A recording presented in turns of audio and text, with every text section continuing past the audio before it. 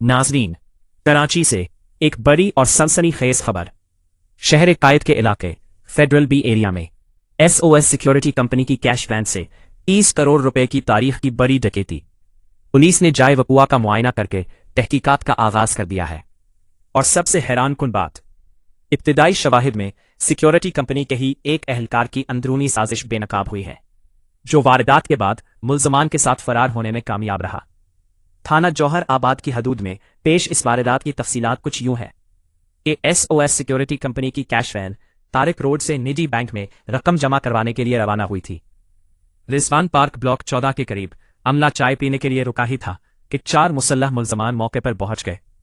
मुल्ज़मान ने अमले को यरगमाल बनाकर वैन पर कब्जा कर लिया और उसे करीबी अल्ताफ पकवान वाली गली में ले गए।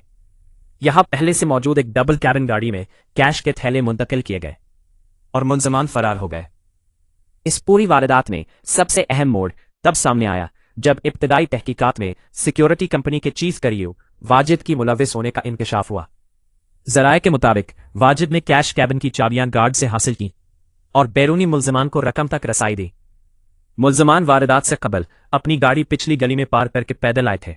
वाजिद भी इन्हीं के साथ फरार हो गया। दस्तयाब शवाहिद और वाकयाती तसलसल वाजिद की बराह रास्त मुलविस होने की निशानदही करते हैं।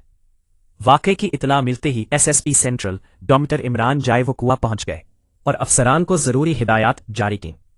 पुलिस ने जाए वकुआ से शवाहिद इकट्ठे करना शुरू कर दिए हैं और अतराफ की सीसीटीवी फुटेजेस हासिल की जा रही है।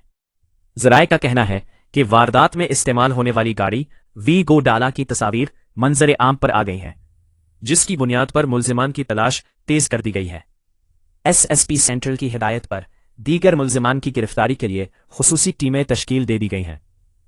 दूसरी जानिब पुलिस और कानून नाफिज करने वाले इदारों की नाकाबंदी और सर्च ऑपरेशन की कार्रवाइयां मुकम्मल तौर पर तेज कर दी गई हैं।